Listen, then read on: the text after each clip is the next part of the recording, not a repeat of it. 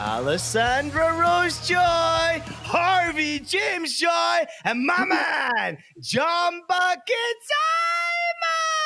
Hey, Buckets, we thought we'd do something different today to start the show.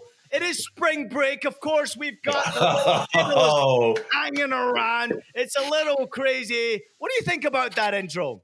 Yeah, it was a bit different than normal. The spring break makes sense, Ian, but the eardrums are blown out just as usual. Your kids did a tremendous job on the war cry. Well, as much as we love the intro, we still got a show to do, so the both of you can get out of my office. Go on, get out of here. Get out of here. Thank you very much. Tell Hot Coco I'll be back later on to put that shower on, okay? All right, thank you very much. Love you guys. Love you guys. There you go. What about that, Buckets? That's how we start a show. All of this about Hot Cocoa. All of this about Buckets and producer Jeff starting the show. I thought, you know what? If I throw the kids out there, no one can say no to the kids, can they? No, absolutely not. You can be mad at me. You can be mad at IPJ. You're not going to yell at a couple of adorable children. That's just not how the world works, Ian. Yeah, no doubt about it. Listen, welcome along, everybody, to Stoppage Time. It is, of course, the latest episode of your greatest soccer betting and entertainment show.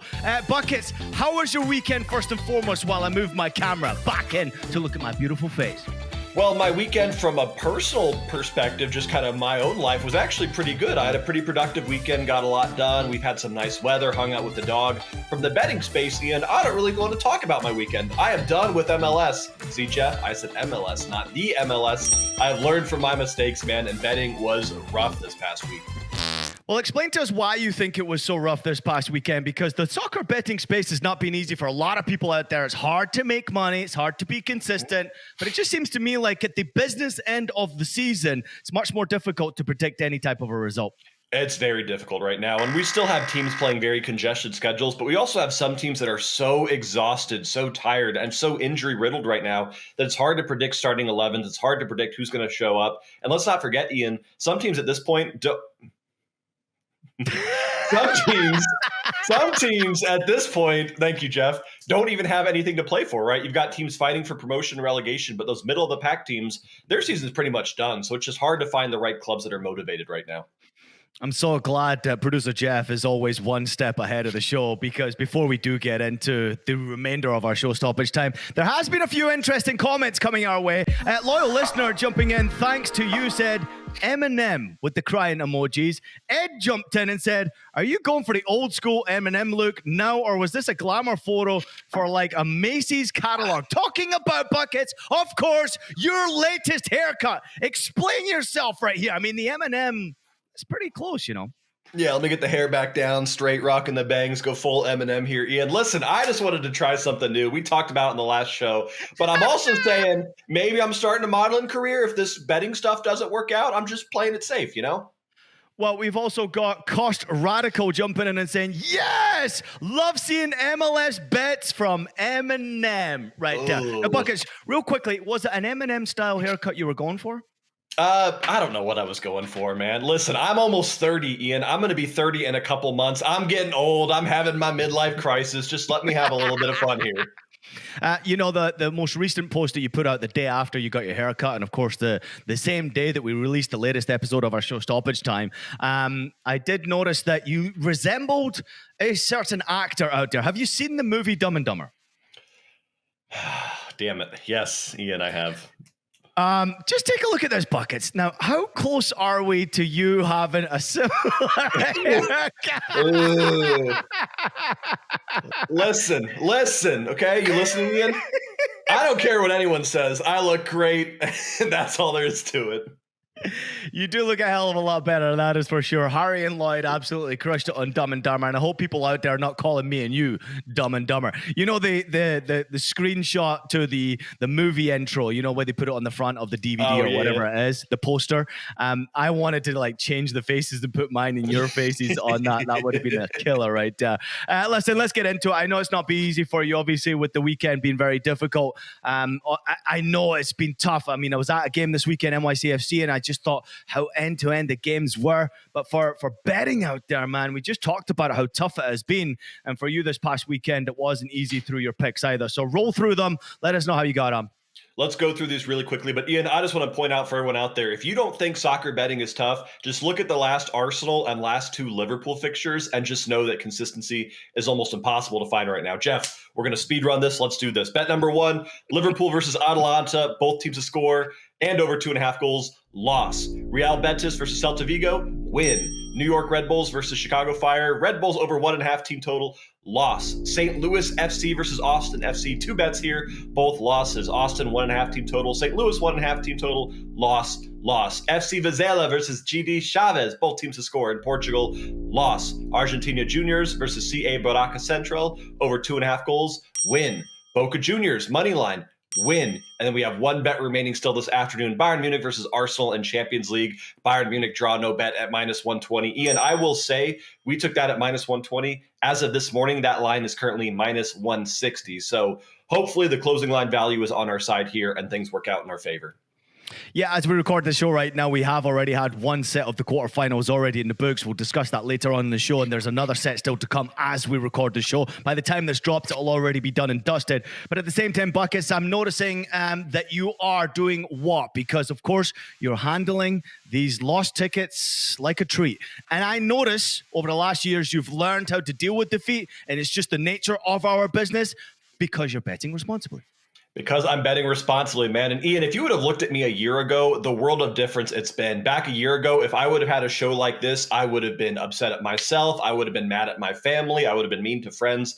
I would have let that affect my mental health in ways that it just absolutely shouldn't, because I cannot control the fact that Liverpool got clean sheeted at home for the first time in 2 years. That is not on me. I can only do the best that I can do. And I'm okay win or lose. I know that I'm putting my best effort forward, and that's all I care about.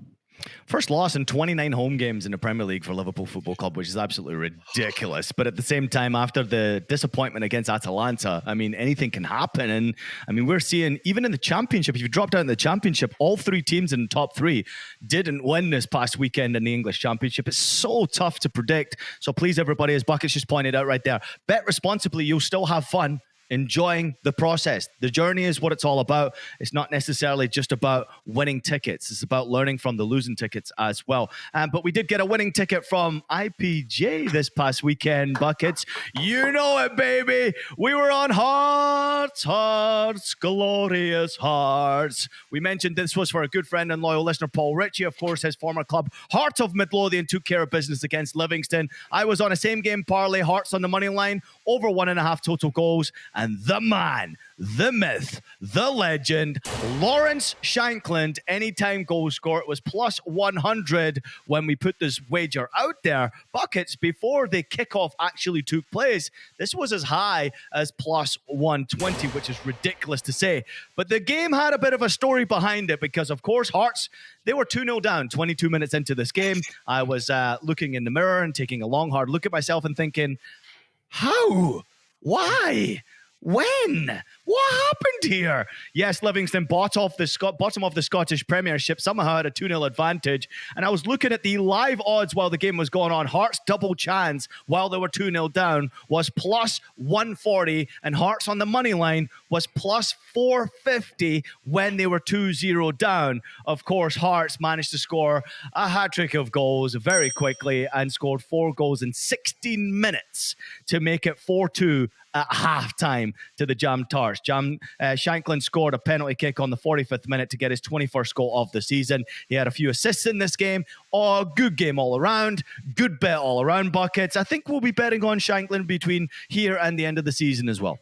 Yeah, how can you not with the form that he's in? And yes, it took 4 goals to finally get his goals, but that just shows what Hearts are capable of. This is a team that can score 4 goals if they need to, Ian. And we were live texting during that game, and all I saw was down 2-0, 16th minute or 20th minute, like shit.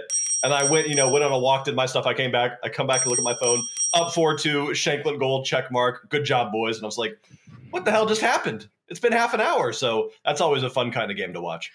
180th show we've done together. There's the fourth curse word that Buckets has ever produced on our show, Stoppage Time. He dropped the S-bomb just a moment ago. Frame it, producer Jeff. Listen, Hot Coco, she was also on that game you were on, New York Red Bulls against Chicago Fire.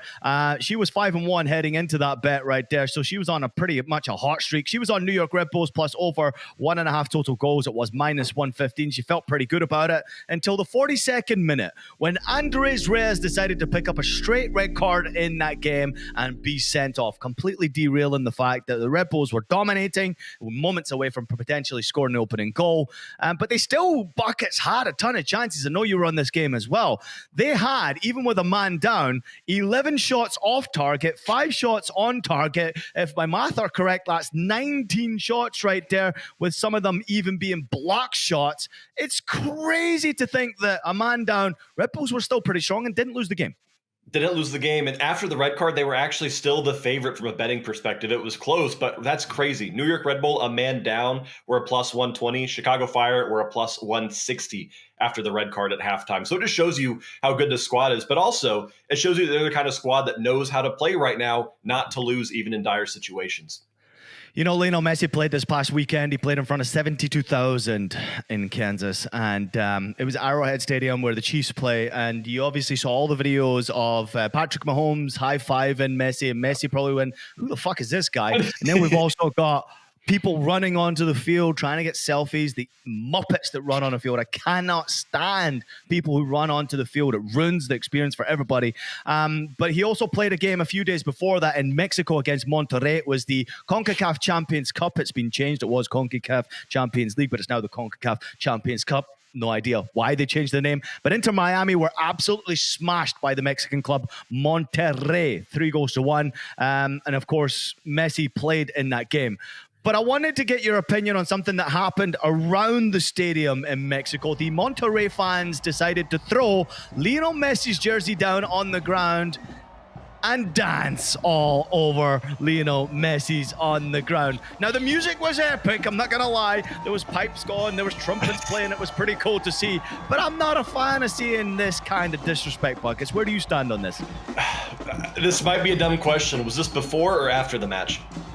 No, this is most likely before the game or potentially just after the game. But you can see clearly it's directed towards Lionel Messi jumping on his jersey. I mean, to me, come on, guys. I not that it matters. I was just saying if it was before the match, you think that would piss off Inter Miami a bit, maybe motivate them. But based on how they played, I assumed it was after the match. But no, there's no place for it in this game. Messi has got to be one of the nicest, most quietest guys in the world. He's not out there shit talking. Ooh, 2 in 1 show. He's not out there talking about Monterrey. If he was coming out swinging at Monterrey, I get it a little bit. But for me, it's just disrespectful. And all you're doing is taking this, who I think is the greatest player of all time, and just disrespecting such a good name, Ian.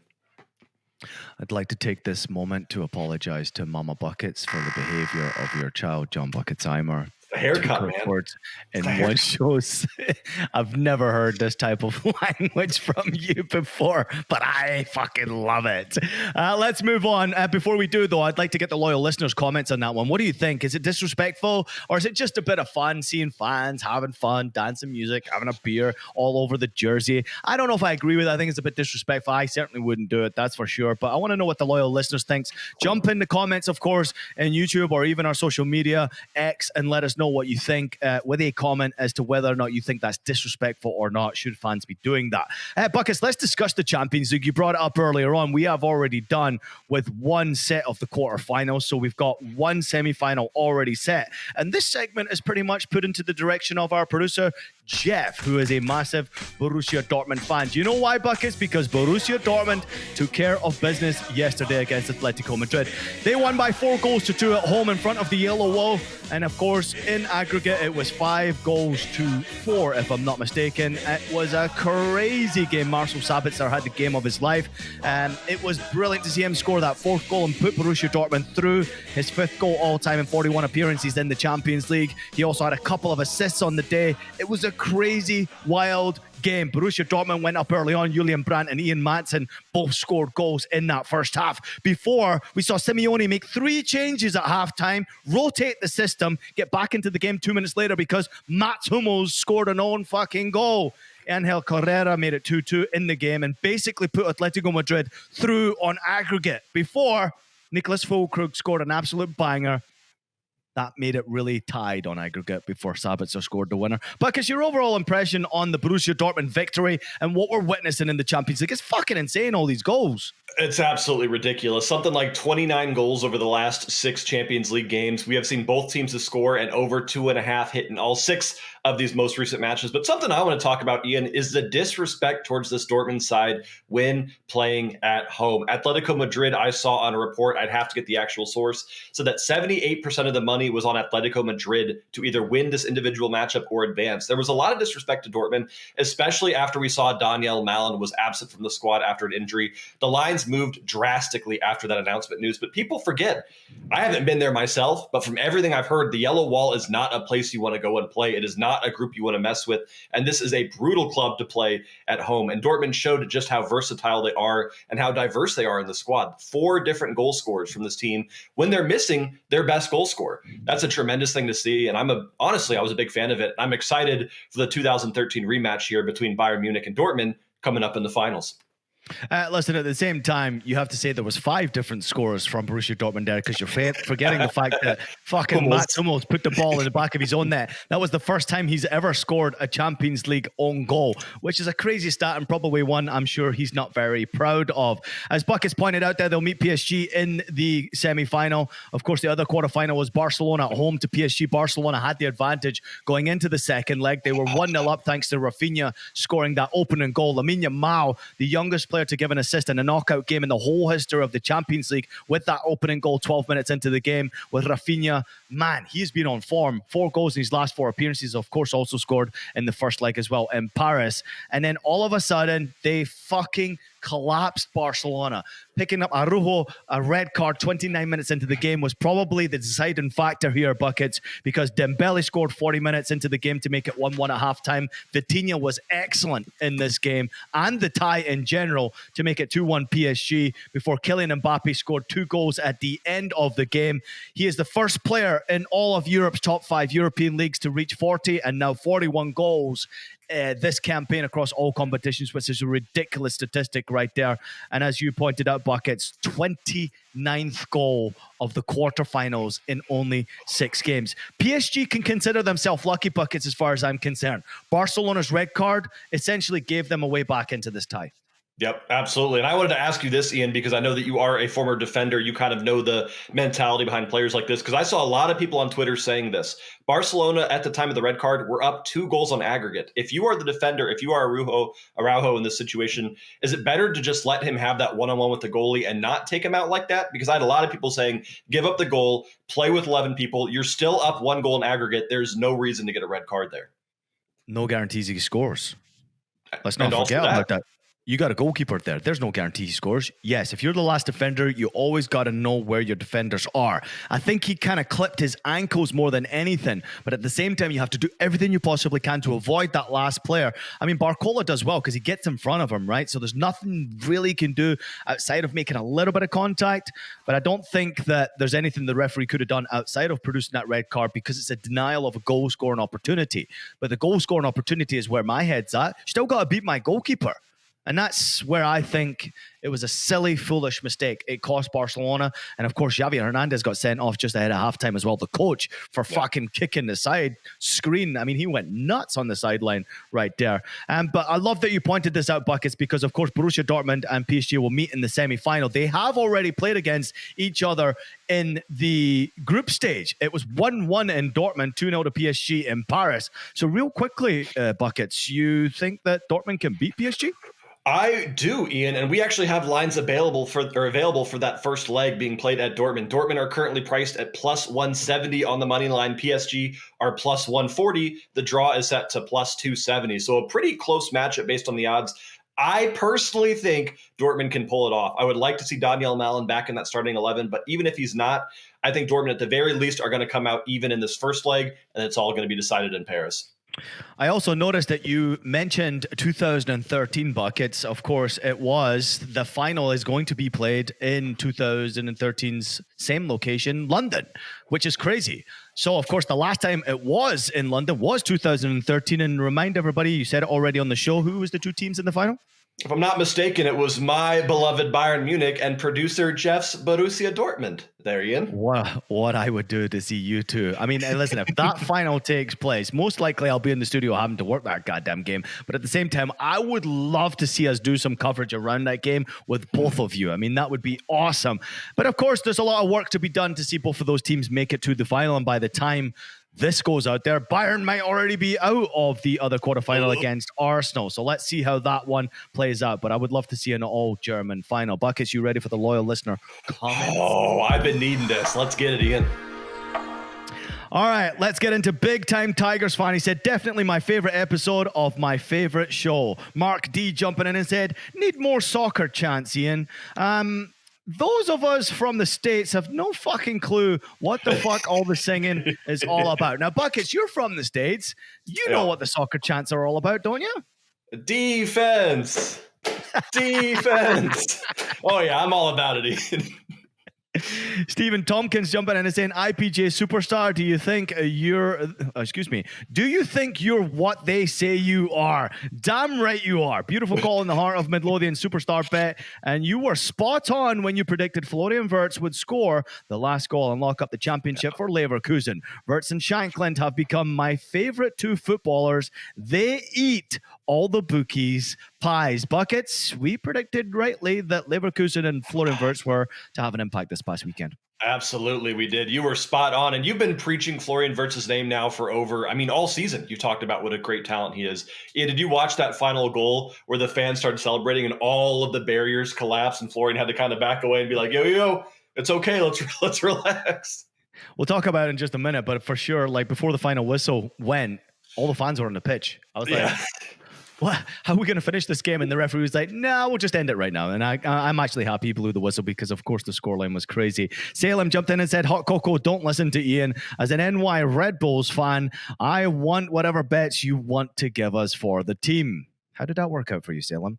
The one noble giant said, there's only one team in New York. The other team is in New Jersey. Correct. Great response to Salem right there. Christopher Morris jumping in and said, you guys have done it again. Episode 15 was better than episode 14, which is better than episode 13 and so on. Just a heads up, the Canadian Premier League is firing up this weekend, and I was digging into some of the lines for week 1, and there are some nice numbers on some good teams like Forge, Pacific, Atletico. Bet responsibly, and good luck, everyone. Buckets, have you ever looked at the Canadian betting lines? I have never looked at the lines. I watched one singular game because I had someone tell me, hey, you got to check out Cavalry in the Canadian Premier League, who I believe won the season last year, but I've actually never bet on this league before. Yeah, baby. Can't wait for the Warcry battle. Thanks again for what all of you do. What a great team. FC Stoppage Time, Hot Cocoa, IPJ, producer Jeff, and my man, the dating wizard, Buckets. Hashtag have it. Now, I do promise everybody we will have a Warcry off. We just need to find the time and our day to be able to do it. Love the message from Buckets. Thank you so much. You are such a good guy, both of you. That comes in from Dennis. Buckets, there's a lot of cool messages for you as well, opening up on the last episode, so we appreciate that. We've got CFEG12 saying, I thought for sure that IPG was going to say that him and Hot Cocoa joined the Mile High Club. Oh, this is when you talk about the country club, right? You said that Coco and you joined the club. That's what it was. Yeah. No, I know what the Mile High Club is. I am not a member myself, though. I usually sit coach. Been a member for years. I'm actually flying first class right now. We go to Caleb Casey. He said the best show to watch while eating. Sending love Buckets' way. I'm just curious. Eating? Why eating? You like eating? What do you? What do you? I don't know. It said best show while I'm eating. Oh, why? Why? I don't know. Having a 3-course meal, watching me and you. He's sitting there in a steakhouse with it up on his phone, just going, "Oh, okay." Could you change Sports Center here and put on Stoppage Time up on the big screen, please? We appreciate that while we get stuck into our meal. Last one here. Casey, I humbly request a detailed segment in the next week's episode outlining the format of the Argentinian League. Now, Buckets, I know you have placed certain wagers on the Argentinian League. I like betting live on the Argentinian League because it's so difficult to predict who the fuck's going to win. And I'm not a fan of the fact that there's not many goals in the Argentinian League. Your thoughts? Yeah, no, my thoughts are that we hit both of our Argentinian bets this past week, and I still have no idea what the hell happened. Like, I watched the games, I watched some of the commentary, couldn't understand a word of it, but all I know is that we hit our tickets, so I'm happy. But no, I have no idea how that league works.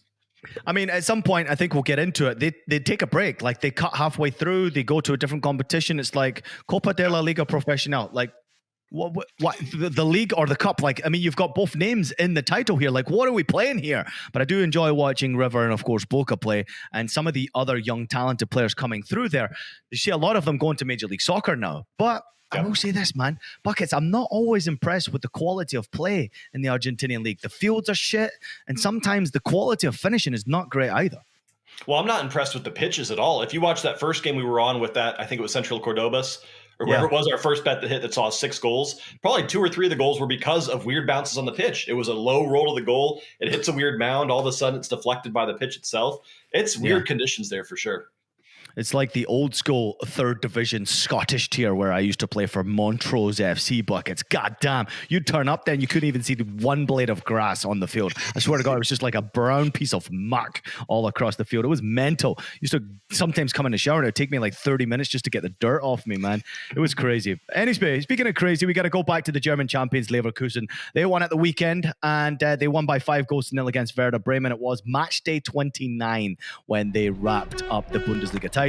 Boniface scored. He's back from injury. He scored 25 minutes into the game, 11 goals in this Bundesliga campaign. He started only 16 games because of injury, but he scored 11 goals, which tells you how good he is. Granit Xhaka scored 60 minutes in. Florian Wirtz then came off the bench and scored a freaking hat-trick. He is the first player to score a Bundesliga hat-trick off the bench since Erling Haaland did it against Augsburg in January 2020. I think me and producer Jeff were actually working on that game when Haaland stepped up off the bench and scored a fucking hat-trick, and we were all like, who the fuck is this kid? Florian Wirtz, what a player he is. 5 goals in his last 4 games across all competitions. Outstanding player, and congratulations to everybody who tailed us on the Leverkusen bet. But here's the deal, Buckets, we're no longer going to do the Bundesliga predictions because essentially, outside of a race for European places, which there is a battle between Borussia Dortmund and Leipzig for that 4th spot, Stuttgart and Bayern are battling for 2nd spot. The title's already won. So do we really care? Probably not. So let's step away from the Bundesliga picks and just admire the fact that Leverkusen deserve to be champions this year. Yeah, that's all you got to celebrate right now. And don't be one of those weird fans, because I've seen a lot of you on Twitter that are trying to demoralize or like belittle the fact that Leverkusen just won the league. I saw a bunch of Bayern Munich fans saying like, enjoy your one trophy, we've had the last 11. Just celebrate how cool this is. From a betting perspective, Leverkusen to win the league preseason, Ian, were 50-1. That was a plus 5,000 wager that just cashed. It's not quite as impressive, but it's close to the lines we saw with Leicester City when they had their historical run in the Premier League. This was an absolute thing of beauty. Xavi Alonso did an incredible job with the squad, and I don't want to see people, regardless of who you're supporting, not celebrate something like this, because for how sometimes not competitive the Bundesliga might be at the top, for me, this is kind of what I want to see. This is what's good for this league, is we're seeing competitive teams, we're seeing new play styles, and we're seeing teams like Bayern Munich that are so used to winning finally not win. And that's what I want to see in my leagues. I want to see the highest play possible, and that's what we got out of Leverkusen this year. I'm hearing a reaction from Bayern Munich as well, that the potential signing of Julian Nagelsmann, bringing him back to Bayern Munich as the boss. He is the current German national team boss going into Euros in Germany, so he's got a big job on his hands this summer, and potentially they're trying to bring him back to Bayern Munich for the next season going forward. Would that be a good move, do you think, in response from Bayern Munich? I think it would be the correct move, honestly. If we can get Xavi Alonso himself, for me, Bayern Munich, we've seen a lot of the old guard kind of go out in the management with Bayern Munich, and we got to remember that Julian Nagelsmann was absolutely destroying. I mean, this team, when Nagelsmann was there, they had not dropped a point in Champions League. They were on an incredible run. They were still in this treble. And they might have even been in the quadruple at that point. This was a really, really good squad, and some off-the-pitch issues caused him to leave. But he's a national German team manager. It's not like he's a bad manager by any means. Bring him back in. He'll also probably help reunite a lot of these players, because right now there's a lot of Bayern Munich players that do not want to be at Bayern Munich that need to be at Bayern Munich. And Nagelsmann might be the guy to keep him there. Yeah, I agree with you 100%. And also the opportunity for him to grow the club. Like, give him an opportunity. Give him 5 years. Let him rebuild Bayern Munich to be a giant once again. But I do love the fact that Xabi Alonso is going to stay at Leverkusen. He's going to keep the majority of his players. And we're going to see competition. Because you mark my words, Dortmund, they're going to be back and they're going to start spending money to be competitive again. Leipzig will be competitive again. And Stuttgart, man, how good have they been? No one's talking about Stuttgart and how good they've been. They're level on points with Bayern Munich right now. No one's talking about them because of how good Leverkusen have been in this Bundesliga campaign. Anyway, Bundesliga picks are all gone. If you want us to choose a different league, feel free to let us know. Maybe we can jump into different leagues every show just to give an idea of what we're thinking and where we're going here. But the Bundesliga is done and dusted with Leverkusen winning the championship and now 459 games unbeaten under Xabi Alonso. Buckets, are you ready for best bets? Yep, let's do it, baby. Bounce back. Deep breath, deep breath, deep breath. You know, it wouldn't be an episode of our show Stoppage Time if we didn't get some wagers from our betting expert. Yes, that is right. The blonde bombshell. The unicorn. Yes, that's right. John Bucketimer, he is back with his best bets for this weekend. Buckets, it's time to hit the fucking big time again because the loyal listeners, yes, they expect. I want 6 best bets from you. I'm looking at best bets on Thursday, Friday, Saturday, Sunday, Monday, Tuesday. And if you want to throw a Wednesday in, that's up to you, but you don't have to. So I'm looking at 6 best bets from you, Bucket. Now, I'm not going to go easy on you this week. I am going to scrutinize every single bet you've got. Let's begin with your best bet for Thursday.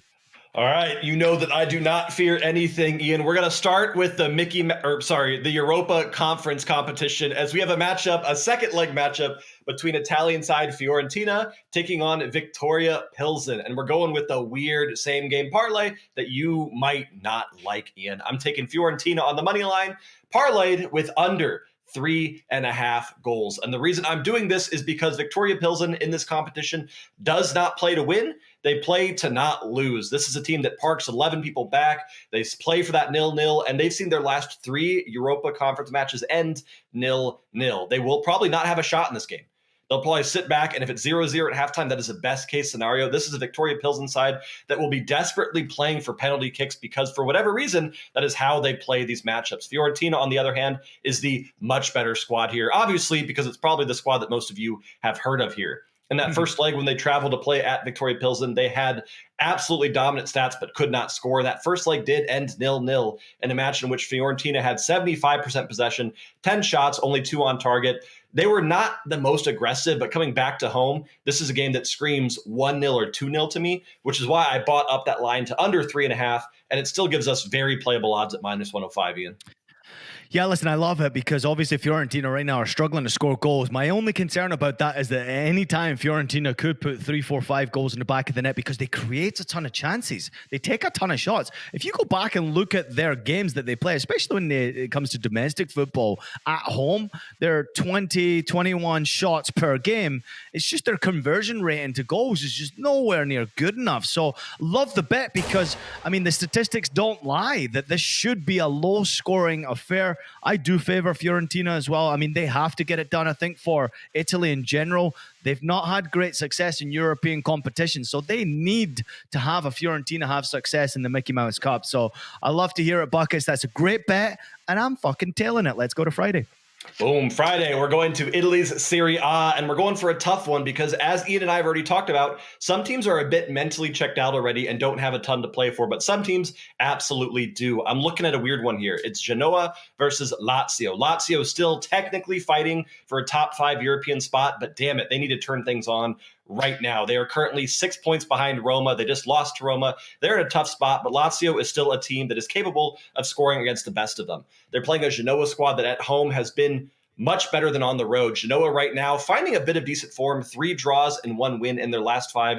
This is a team that's almost playing that Udinese play style of like, hey, a 1-1 is good for us. Genoa, not really in fear of getting relegated, not really a chance of being promoted, but they're still playing in front of their home supporters, and this is a team I expect to show up. Ian, both teams to score is plus 100 in this match. You know, anytime I see a plus sign, I got to take a stab at it. Genoa, specifically at home, have scored in their last 5 home matches. Lazio, with the exception of their 1-0 loss to Roma, have scored in their last 5 away matches. This is a match for me where I'm looking at home form versus away form. I'm looking at some pretty soft lines here, and I think personally both teams to score with the form they're in should not be plus odds. Yeah, listen, that's crazy to see plus odds for both teams to score, and it's the Buckets Classic right there, so I find it very difficult to compete with you on that one, and I will be tailing it because I love the BTTS line from you always, and when you find a game like this where there should be goals, I mean, Lazio have got to fight for their lives to get in European position right now. 110%, they got to go for it. So expect a goal from them. I mean, if there's going to be a winner here, I would actually favor Lazio being the team that actually gets the job done. I know they recently cashed us a ticket by losing against Roma. To all the loyal listeners out there, I know you tailed that one and fucking loved it, so did I. Congratulations to De Rossi for beating them. But at the same time, Lazio are actually not a bad team. They're a fun team to watch. They are a team that are a bit frustrating for most people out there. They've brought a new boss in, Igor Tudor. He is a Croatian boss. He's a little bit of a scary figure. 46-year-olds, had 4 matches in charge. He's won 2 and lost 2. I think he gets it right at Lazio. But the biggest problem he's got is, who's your goal scorer here? Is it Tati? Is it Immobile? Like, both of them are so inconsistent. But it's a good job he's got a surrounding cast of players, Isaksen and other players who can step up and score goals. So I'm really intrigued to see. I think Genoa are a team that, as you mentioned, with no pressure, they can attack. They can go for goals. So most likely this has every chance of hitting. Bet number 2 from you, Buckets. I will also be tailing. Let's go to Saturday. 2 for 2. Let's go and stay in Serie A actually for Saturday. I know there's a bunch of really good games, but we got to remember Serie A at the bottom of the table is a bit of a mess right now. The bottom 3 spots will get relegated, and from 19th, second to last on the table, all the way up to 13th on the table, there's only 6 points separating these teams. So there's a massive relegation race going on right now between about half of the table, damn near. And so I'm looking at a matchup between 2 of those clubs that are in that zone here, Hellas Verona versus Udinese. We have bet on Udinese time and time again on this show because this is a team that loves scoring 1 goal and then conceding a goal and then getting a draw. This is a team that has 16 draws in 31 matches, only 4 wins over 31 games, and they're currently 3 spots out of the relegation zone. It doesn't work for most teams, but for whatever reason, it works for Udinese. They're playing a Hellas Verona side that is tied to them on points, which means this is a match that has the potential to be a 6-point swing for either side. 2 teams that I pray will come out swinging, but 2 teams that realistically very well could end in a draw here, Ian.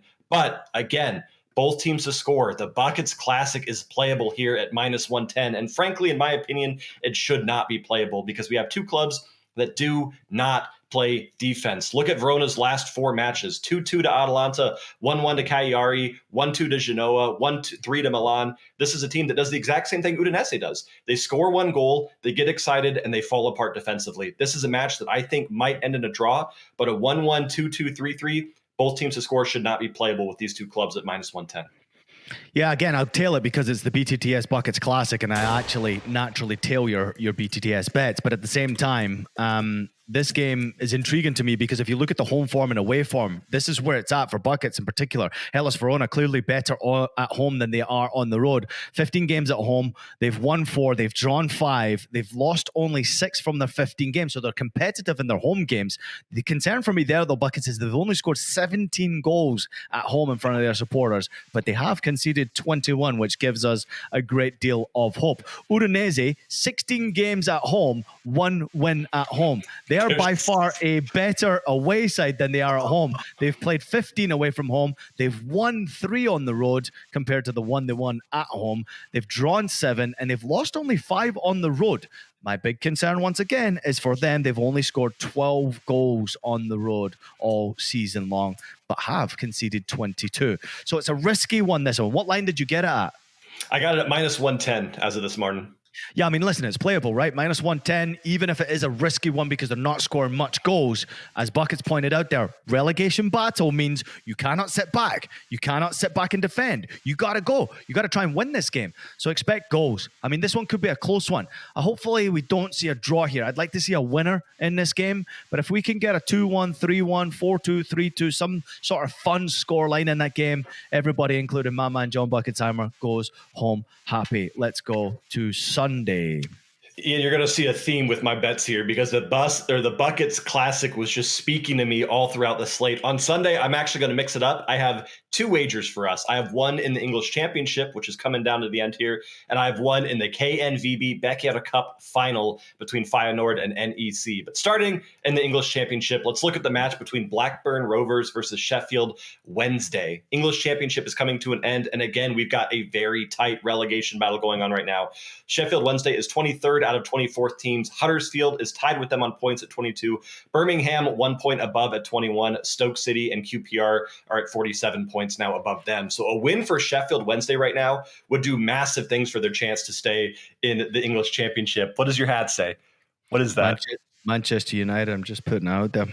Okay, Manchester United. So Sheffield Wednesday right now is playing for their lives, and they're putting together some good results. This is a team that was getting their butts kicked all season long, but they're coming off of 2 draws and a win in their last 4 matches. Meanwhile, Blackburn Rovers are kind of in that zone to where they can't get promoted, they can't get relegated. They're kind of just hanging out, and they're playing freely here. Ian, again, both teams to score minus 125 in this matchup. Anytime you get BTTS in an English championship that's at playable odds, I feel like you just got to take it. When they played in the reverse fixture, we saw Sheffield Wednesday win 3-1 in this matchup. So maybe Blackburn Rovers want a little bit of revenge, but Sheffield Wednesday, who are the heavy underdogs, have all the motivation in the world right now. And I love to see both teams to score again in this one.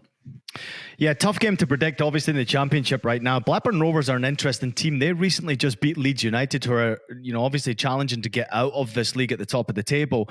They beat them 1-0. Smodzik scored the winning goal. Buckets, I've been following him quite closely, Smodzik. I don't know if you've been following the championship goal scores, but this kid plays in midfield just behind the striker. Sami Smodzik is his name.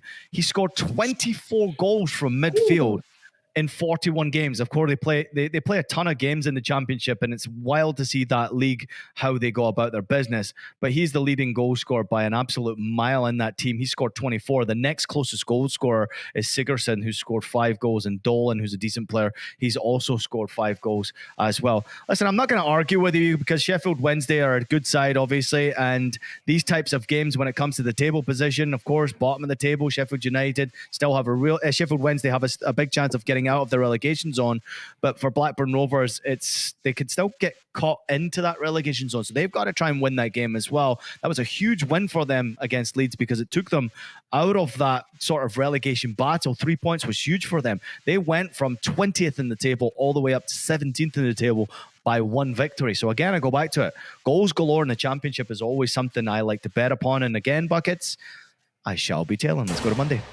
Well, let me give you my extra Sunday play for the loyal listeners here, because I love a KNVB Beckyada Dutch Cup here. We remember Spakenburg last year. They're not in it this year, but that's okay because we still have a good matchup between Feyenoord and NEC here. If you're looking at the Dutch Eredivisie, the table's pretty much already settled. PSV are top of the table with 81 points, Feyenoord with 72 in second, then Twente with 60. So there's a huge gap between first, second, and third, which means that Feyenoord can play their best 11 here. They can bring home some silverware, and they can beat up this NEC side. However, NEC, 6 on the table. Again, pretty much done this season. They'd have to do something tremendous to escape into that top 4. They're going to be playing for some silverware. They're going to be playing to bring home a trophy, and you bet your ass they're going to be playing for goals here. Looking at the head-to-head between these two sides, usually regardless of if it's cup play or if it's domestic play, we see goals. Earlier this season they played, we saw a 2-2 draw. When they met in the KNVB Beckyada Cup last season, we saw a 4-4 draw. These are two teams that just come out swinging, and it's a cup final. When Feyenoord goes up here 1-0 in the first 10 minutes, NEC is going to have no choice but to go out on attack. So again, I'm going back. I know that I'm beating the dead horse here, but both teams to score at minus 115 in a cup final between these two teams, Ian. I think this game sees 4 or 5 goals. I would not be shocked if both teams score at least 2 here. Both teams to score should not be playable in this one. Welcome to our show, Stoppage Time, brought to you in partnership with both teams to score. John Bucket Timer, when you're feeling it, why would we ever go against it? I don't mind the theme. You go where your heart is, you do what you do, and that's okay with all of us out there. The loyal listeners have to understand that. And listen, in many ways, people out there, I'm sure, will be trying to tag 1 or 2 of these bets together and make a little bit more money, but you're giving good lines in big games in a cup final. I'm always into it as well. So 6th place, as you mentioned already, NEC going up against Feyenoord, who are second in the Eredivisie right now. I will say this, though, the head-to-head is what caught my attention more than anything else. The goals in the Dutch league, when it comes to Feyenoord, is always seeming to be there. But when it comes to this tie, that 4-4 game was a ridiculous one because penalty kicks it went to, where, of course, Feyenoord went on to win it, but it was still pretty crazy. Even penalty kicks, I mean, that was wild. And there was only one penalty kick misser out of the whole PK shootout. So, yeah, I love that bet, man. And again, I'm going to tail it. Why wouldn't I? Let's go to Monday. Monday, we are finally going off of the BTTS theme here because I'm going to the Turkish. I know you just did the whole hype about finding the theme. Thank you for your support here, Ian. But let's go off of both teams to score in a Turkish Super League match between Sivasspor and Fenerbahce. Now, I don't have time to go into all the politics between Fenerbahce right now. This is a team that both off and on the pitch are fighting a whole lot of battles, arguing with the Confederation, doing all kinds of stuff right now. So we got to be careful here. But what you need to understand about this matchup more than anything is we have a title race going on between Galatasaray and Fenerbahce, the two big clubs in Turkey. Galatasaray currently has a record of 28-3 and only one loss. They have 87 points in 32 games. Fenerbahce also only one loss with 85 points in 32 games. Third on the table is a whole 32 points below these clubs, Trabzonspor. So it is the two big dogs, and no one else even matters. Fenerbahce are in a position right now to where they cannot lose this game. If they lose to Sivasspor, most likely they're losing the entire league. Galatasaray will be crowned champions. It is over, which means Fenerbahce has to do what they always do. Play like a bunch of rabid dogs, pound down 4 or 5 goals here, and just beat the piss out of these weaker sides. Fenerbahce has scored 85 goals in their 32 games. Players like Edin Dzeko have been in tremendous form, picking up 20 goals so far this season. Fenerbahce is a team that is just feasting right now. I'm taking Fener over 2.5 team total, Ian. This is plus 135. I think that is a very juicy number for a team that doesn't really play defense. And I could see Fenerbahce conceding in this one, which will force them to have to go for that second, third, maybe fourth goal if it really comes down to it. Yeah, I'm looking at the table position right now, especially that away form for Fenerbahce. They're the best team in the Turkish league in away form. They've won 15 of their 16 games they've played away from their home. They have not lost yet on the road. They've scored 37 and conceded 9 goals, which tells you how good they are. I mean, obviously you mentioned Edin Dzeko has been pretty good so far domestically in the league. 20 goals to his name so far. Tadic has got 9 goals with the 11 assists. Remember that season he had for Ajax Amsterdam a few years ago? God damn, this guy was like the magician from midfield for Ajax. How much they needed him now. And then you've got Kavici, I think his name is there. He's now got 10 goals, 7 assists. So the goals are being shared around when it comes to this team. They're a good team to watch as well, Buckets. I know there's been controversy around that team and Turkish football in general, but I'm glad you're bringing some joy back to everybody when it comes to following that league. I'm a bit disappointed you didn't go to the Milan derby, though. I'm not going to lie. Milan are playing Inter. I mean, Inter, if they win that game, they win Scudetto.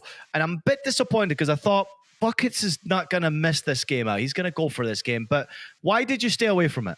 So I will say this. I looked at that game for a very long time. And originally when I was on the both teams to score theme, I didn't want to take that because I don't think AC Milan score in this one.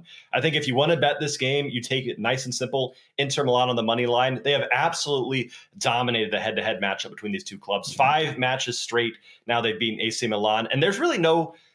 Maybe you could disagree with this or give me some more insight. I feel like there's not a big home field advantage because these two clubs share the same stadium. So you're always going to have both team supporters there. It doesn't really matter who's home or away. And right now it doesn't matter to Inter because they're beating everyone on the road, at home. It doesn't matter. I do like Inter Milan money line, but I chose to stay off it, Ian. Plus 105 Inter Milan money line. Yep. I mean, it's crazy money line considering the fact that I get it. They're playing away from home, but as you pointed out right there, they're playing in the same stadium. Things are different with your, obviously, dressing room, your locker rooms. They're different for your fans, where they go. And obviously there's more home fans than there is away fans. It's going to be different. However, with Inter having the opportunity now to basically win the Scudetto, would be their 20th Scudetto. So, you know, the star they have above their badge. Of course, I'm wearing a Manchester United jersey right now, but they have a star above their badge. They get a second star. So each star represents 10 titles, and it would be their 20th title. So a second star would go above their badge. Can you imagine how much that would mean to get that second star by beating your fucking closest rival? All right, here's the transparency, Ian. This is why we go so well together. I was not aware that winning that claimed the Scudetto. When I looked at this matchup, I did not see that, or else probably I would have been a little bit more inclined to take that money line. I'm not saying that I'm being, convinced by you here, but let's go ahead and make this an official pick right now. Inter Milan on the money line, plus 105. For me, I was going to take it not knowing the Scudetto information. Let's make it, we'll double up plays on this day. Let's do it. I mean, we might as well take it. I'll jump on the back of that one as well. I mean, I'm doubling down with you because I just think Inter, the way they're playing football right now, even though they did mess up the opportunity, because it would have been just a draw against Milan was enough for them, but they tied 2-2 against Cagliari at home. They kind of threw that game away in the second half. They were up by 2-0, threw it away. And that meant that because of that draw, they now have to beat Milan to win Scudetto. So, yeah, I mean, that's going to be a must-watch game, and certainly one when you think of all the implications around a game that you do not want to miss, Buckets. That is a cracking game. It's why we live and breathe our sport, so that we can watch games like that. And having a wager on a game like that is so massively important, I feel. So that's on Monday, everybody. If you want to have a double down after Buckets' bet in the Turkish League, you can jump ahead also to the best bet in the classic game in Italy, the Milan derby, AC Milan against Inter, with Inter on the money line. Let's go to Tuesday. Tuesday, I'm going to a bet called I have no idea what the hell's going to happen bet, so I'm just going to bet on goals bet. Probably too long of a name. Jeff will work on that. We'll kind of, talk shop after the show. But I'm looking at the EPL clash between Arsenal and Chelsea, which I feel like the name fits, because what is this Chelsea side? Are they the best 10th ranked team we've ever seen? 9th now, I think, on the table. I don't know how to get a read on this club. They've only lost once in their last 11 games, and it came to Liverpool in that EFL Cup clash. This is a team that apparently is capable of scoring 6 goals now out of nowhere. Cole Palmer is having a tremendous season. He's chasing the Golden Boot, and dude, I don't know. I can't get a read on this Chelsea side. I know that Arsenal's in this title race. Arsenal's going to be a little bit bummed out going into this match after they lose and knock out by Bayern Munich. So they're going to be mentally not all there, Ian. I think this should be a very fun match. I know that Arsenal is capable of playing for these low-scoring, cagey affairs, but I don't think Chelsea gives a shit about anything right now. This is a team that is going for goals. They're just going to keep swinging it. Cole Palmer's probably going to have 9 shots and penalty in this one. I'm taking both teams to score and over 2.5 goals. I'm keeping it simple, keeping it classy. That's at minus 125. No clue who's going to win. Don't know where the goals are going to come from, but I see at least 3 goals in this match with both teams scoring once.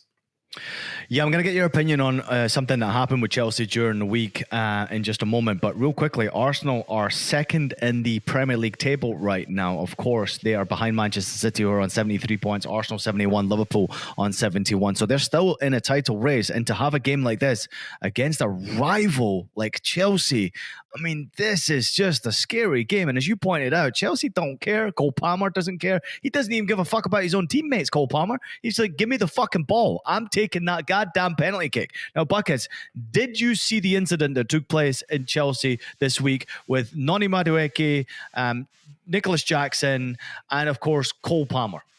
I did see that, yeah. Do we have the video of it? What? No, we don't have the video of it. Maybe I'll get Jeff to find it and put it up for you there. But at the same time, what was your overall impression of the fact that they were pushing and fighting over a penalty kick? I mean, it wasn't important. The game was already done and dusted. What did you think of that? I thought it was embarrassing. I thought it was upsetting. And I thought it made zero, sense at all, because we got to remember that Cole Palmer is the designated spot taker. He is the guy that has been assigned by, I'm assuming, by Pochettino, by management, by whoever. He is the guy that when you get a penalty, he takes it, because when he doesn't take it, you see mistakes like we saw with Raheem Sterling against Leicester City. Cole Palmer should always be the guy in the spot. I get that egos get involved here, but it is a shame to watch a team that is up 4-0 at that point fighting in front of the goalkeeper and fighting in front of their fans to do something that should be designated right out the gate, and they know exactly how it's supposed to happen. It was designated. Pochettino had already said that everybody knew he was taking it. The only problem was, and which is why I think the confusion took place, was that Noni Madueke and Nicholas Jackson, they recognized that Cole Palmer's already scored he scored a hat-trick already. He's already scored 3 goals. So maybe share the love with your teammates. Maybe that's what they're saying. But he wanted that 4th goal. And of course, scoring a goal puts him now level with Erling Haaland on 20 goals in the Premier League for the Golden Boot race. So therefore, I'm okay with him grabbing that ball and saying, listen, I'm going to take my penalty kick, guys. Nobody wanted to take it against Burnley a couple of games ago. I stepped up and scored. I also scored 2 against Manchester United. And oh, by the way, I scored a winner and a hat-trick against Manchester United at home a couple of weeks ago. I'm going to take this one too. So how about you just give me the ball and let me do the business for everybody out there? I'm okay with it. I like the arrogance. What I'm not okay with is the fighting out there on the field. I don't like that I would be straight in there. If I was Pochettino, I would have taken Madueke and Jackson off the field because it showed a lack of discipline completely and a lack of unity within that group as well. But as you pointed out, Buckets, your bet's a good one because Chelsea scored fucking 6 against Everton and they don't care who they're playing against. Love that bet, young Bucketsheimer. And I will absolutely be tailing it. So that's going on Tuesday. Do you have anything on Wednesday or you want to move on? Ready to move on. That's 8 bets already for everybody. Dude, you're doing a great job, man. I mean, this takes a brave person to come out with 8 bets after having a difficult weekend. Now we go ahead and we bring 8 to you from the Bucket Man. Brilliant job as always. Great research, great bets. I mean, love your picks. A lot of BTTS in there. So a lot of classics. And I think that's normally what a lot of people would do out there in the betting space. They go back to what they feel most. And of course, what you're feeling right now is the Buckets Classic. Both teams to score. Speaking of the Buckets Classic, you ready for my best bet? Let's do it. Both teams to score. I'm breaking a rule. You're not betting on your club.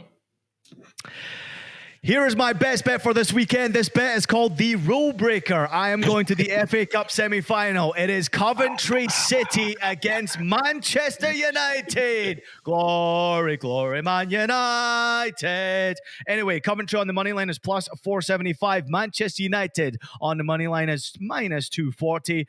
My best bet here is both teams to score plus no draw in this game. It's in plus numbers, plus 110 across multiple sports books out there. Now, I know, I'm breaking a rule. It is a rule that I normally never, ever do, but I feel like wearing my Manchester United gear today makes it a little bit better. And okay, this is a fun one for me, and I want people to play along with me. I honestly feel that Manchester United should score 3, 4, 5, 6 goals in this game. That's what should happen. You're playing against the championship club. You should score goals and you should win this game.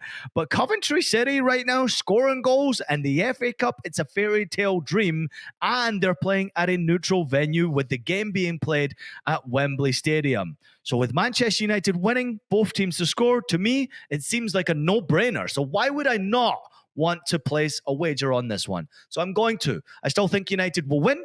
Therefore, I'm not going against my team.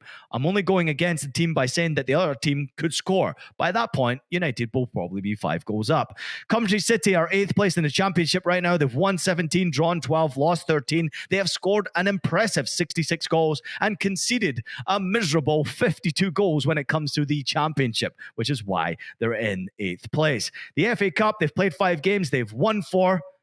They've scored 19 goals along the way in 5 freaking games. They've also conceded 6 goals along the way as well. If there is a player to watch in this game, it is, of course, our guy, Ellis Sims. You've heard him on our show multiple times before. We're going back to him. 5 goals in the FA Cup, all 5 coming in the last 2 games. He has scored 12 goals in his last 10 games for Coventry City. Manchester United, they should win this game easily, as I've already pointed out. They should, but here's where I'm leaning, Buckets. Let me know your thoughts on this one. The shots against Manchester United have piqued my attention before on our show, and I've let everybody know. It's insane. It's got worse. Listen to this, loyal listeners. Manchester United have faced more shots than any other team in Europe's top 5 leagues. That, to me, is absolutely mind-blowing. When they drew against Bournemouth last Saturday, it was their 6th Premier League match in a row where Manchester United have conceded 20-plus shots in a game in the Premier League. That is mind-blowing. And on top of that, they've also got the worst goal difference in the top 7 teams in the Premier League by a staggering 17 goals. In the Premier League, they've scored 47, but they have conceded 48. I want everybody to bet responsibly. I want everybody to tell me on this bet, just because I want you to watch my team, Manchester United, against Coventry. It's an early morning kickoff at the weekend, but it's something that we can get behind because we're looking for both teams to score and for it not to be a draw. If this game goes to extra time, we lose. We don't want that. We want a winner in 90 minutes. And I hope that that winner will be Manchester United, but I'm hoping that Coventry City come to play. Buckets, your thoughts?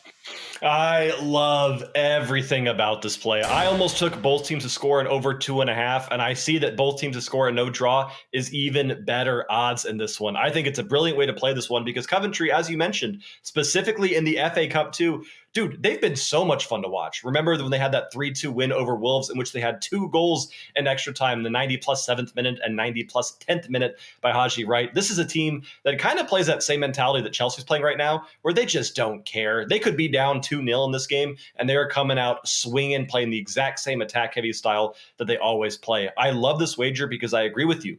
I think United win this one and probably score 3 goals in the process. But if this ended 3-2 or 4-2, something crazy, I would not be shocked at all with how poor defensively Man United is right now. I think this is a multi-unit play, Ian, and I will absolutely be tailing this.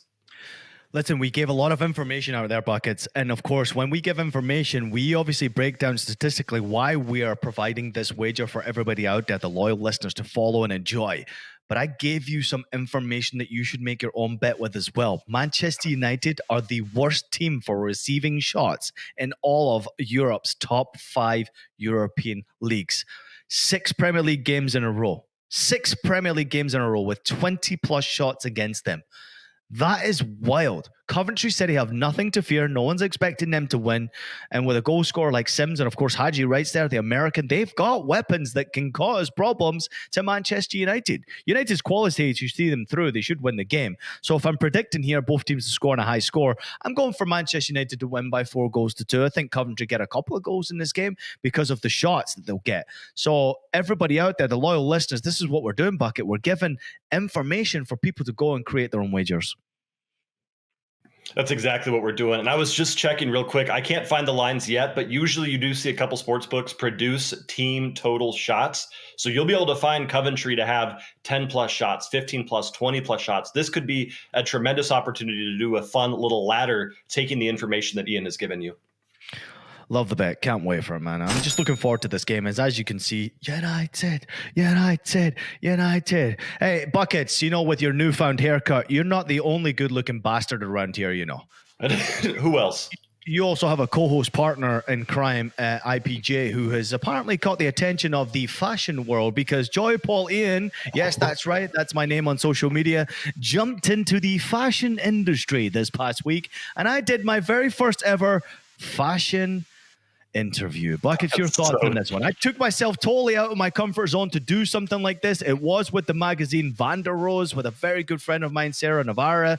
And I gave an interview where I talked about fashion. I talked about footy, all the soccer. I talked about mental health, which of course is what we will always talk about. And I talked about our show Stoppage Time, all in that freaking article. Buckets, I mean, listen, changing the game, man. Creating our own fucking game. That's what we do. Stoppage Time is out there in a magazine. Everybody can go get it. It is available for free on a digital download. Or if you want a paperback copy, you can go get one as well. Buckets, your thoughts? I mean, come on, man. This is fucking cool, right? Dude, how cool is that? And I'll be the first to say I've already ordered a physical copy so I could have it right next to the picture of Jeff and that one manager that I'm supposed to know. Whoops. But that's okay. Listen, man, I was so excited to see that. I saw it on your Instagram. I saw it on Twitter. I saw it everywhere, and I cannot get enough of you in a fashion magazine. I mean, what was the experience like? How was that? Yeah, it's pretty cool. Obviously, talking about fashion, it's kind of uncomfortable for me. I actually grew up enjoying, and for people out there, I know you read it, but for people out there, I grew up enjoying fashion. Like, I saved up my pocket money to buy like designer gear, like jeans and shoes and jackets and all that type of stuff. And, I consider it all like a label, like I kept labels, and I consider it like a collectible for me. It was awesome, man. I always want to look good because, when you look good, you feel good. And for me, working in the media space now for almost 13 years, like wearing a suit, wearing a tie, wearing a nice shirt, nice pair of shoes, like it gives confidence to me. And that's where sometimes you see this confidence. That's where it comes from. It's how you feel, and certainly the way you look in this world. I do it for me, though. This is the difference. A lot of people do it for show. Like, they see all the nice designer gear and all this shit. It's only for me. I don't give a fuck what anyone thinks about me. You clearly know that by now. Most people know that about me by now. but it's just like, it's a great feeling individually. If you put something nice on, it feels good to you. I mean, it's the same as you. You know what I mean? Like if you worked hard and you've got yourself something that you've wanted for a while, like it gives you a great feeling. Absolutely gives you a great feeling, man. And I just love to see how happy you were and all of that. You could see just by reading the article, your emotions and your personality coming off of the page here, dude. So I thought it was a really cool thing to see. I doubt it'll be the last time we see you in a fashion magazine, but I'm glad that you got out of your comfort zone and gave that a shot. Thanks, brother. Hey, listen, before we go, I got something special for you, and I have been dying to share this forever with you. I have been following the journey of a guy called Tim Naki, right? His name is Tim Myers, tim.naki on Instagram. Buckets, he has been betting 10 cents for every follower he has got on Instagram on Blackjack. Now, his videos are absolutely insane. I'm going to show you an earlier video. He is now way into his journey, but here's day 2 of Tim Naki when it comes to 10 cents for every follower placing a wager on Blackjack. Take it away, producer Jeff. Day 2, going to the Blackjack table and betting 10 cents for every follower I've got. We're at 15,000 followers, so a $1,500 bet today. Yesterday, day 1, we won the bet. So we're basically playing with casino money today. We don't stand to lose anything. That's guy math for you. All right, $1,500 hand, here we go. All in, one-timer. We won yesterday. Essentially, we're playing with yesterday's profits. We lose this, we don't actually lose anything. That's guy math. Oh. Right, tenner. Go on, 10 and be done with it. 10 and be done with it. Got him! That'll fucking do, you little beauty. Back-to-back days, motherfucker. Yes, boy! Oh, fuck yes. 10 all day. Thanks for coming. If he pulls a 7, yes, 3,750. We roll on, Profi baby. Follow along to make me punt even more tomorrow. All right, so that was day 2. Now, first and foremost, what he's doing is he's placing 10 cents for every follower that he's got on Instagram. As you saw there, he placed a $1,500 wager because he had 15,000 followers, which is absolutely wild, first and foremost, Buckets. Now, I'm not going to get your opinion right now because we are fast forwarding to day number 67 of the Tim Naki experience. Take it away, producer Jeff. Day 67, going to Blackjack and betting 10 cents every Instagram follower I've got, coming in off a 2-day hiatus. There are 780,000 of you in here now, so a $78,000 bet coming right up. Alrighty, ladies and gentlemen, day 67. I don't love the look of our dealer. Kind of bloke who looks like he'd use iron covers on the golf course. Says a lot about him. The Adventures of Tintin merch gets a run. 3's disgusting. 12 plays a jack. Oh, can we pull one off again? We got away with one before the hiatus, and we are looking to escape an absolute hiding here. Go low for me. Take a 7, 8, or 9, please. 7! So you're telling me there's a chance 19 plays a jack. 7, 8, 9 on his end now. Would get the job done. Return serve with a big fucking win. Go low. Yes! Fucking yes! We've scraped in. It doesn't matter inch or mile. Vin Diesel said it best. It's a W regardless, and I will see you tomorrow after the Adventures of Tintin secured a W when we'll be betting even more. So there you have it. That's the adventures of Tim Naki, and betting 10 cents for every follower. Proceeding to have 780,000 followers. It's way above 800,000 followers he has got now, and he's continuing the trend of placing wagers. He's a cool fucking dude, Buckets. I know that made you squirm in your seat just a little bit there, but let me add to this that Tim Naki is now over $500,000 in profit because of the wagers he is making. He is playing one hand of blackjack, and he is over $500,000 in profit. How does that make you feel and your overall thoughts? And I mean, that's fucking cool though, right? It's cool. We almost just saw Buckets have a panic attack live on Stoppage Time here because I had anxiety watching that hand. But first of all, question for you, sounded dumb here. What accent is that? That's an Aussie accent. Aussie accent. 10 cents. I love 10 cents for every follower. I love that. But it's cool. And obviously, and this is going to be tough for people, I bet you he's up a ton of money, which is amazing, but he's betting responsibly. Anyone who can bet 80 grand on a hand of blackjack has the money to do so. So I love seeing that. As much anxiety as it gave me. Good for him. He's having fun. He's being smart. But damn it, dude. That stresses me. That stresses me out. Dude, you were stressed out too when he placed a $1,500 wager on blackjack. I saw your face. You're like, oh my God. I've got $25 on Bayern Munich draw no bet today. I'm going to be sweating the entire match here, seeing if I can get some Arby's for dinner. That's not how I bet. That's all I'll say. Yeah, but listen, I'm going to say this, though. The guy is pretty cool, and he is betting responsibly because, as you said there, it was a pretty cool line. He said, that's guy math for you, where he said, we won yesterday. We're $1,500 up. So if we lose, we're not actually losing anything. We're losing profit.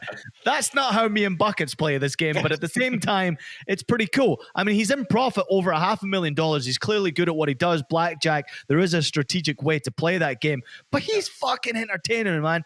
He's an Australian, obviously. I think he's living in Canada.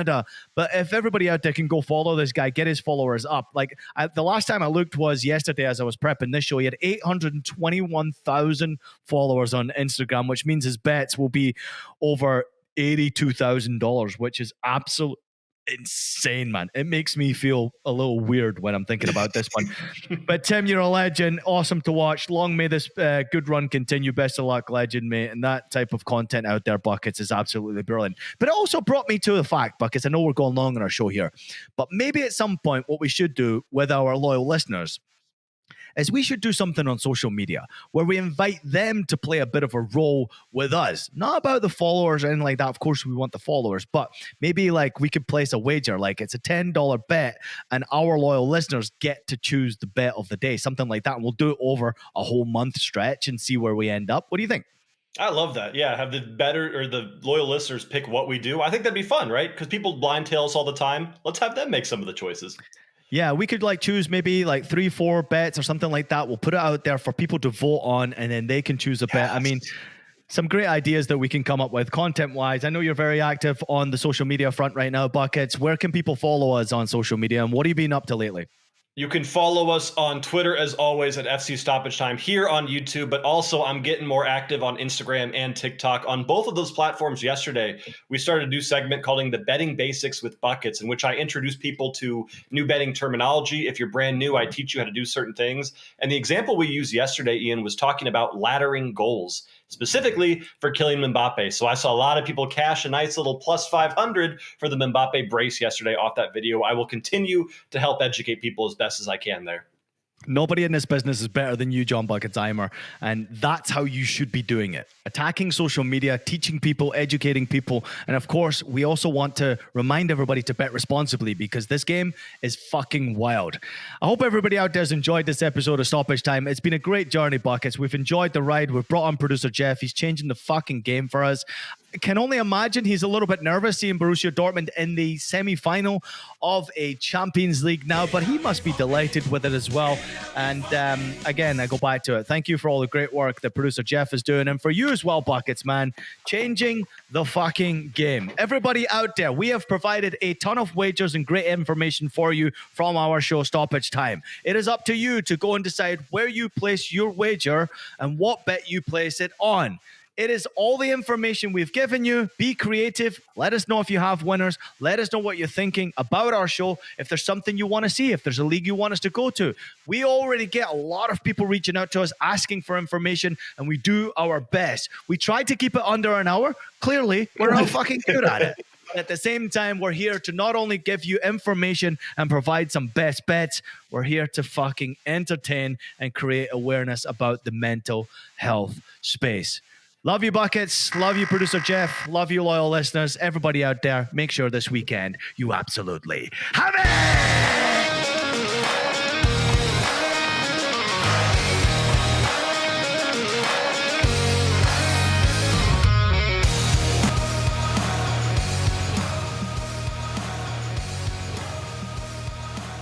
Stoppage time.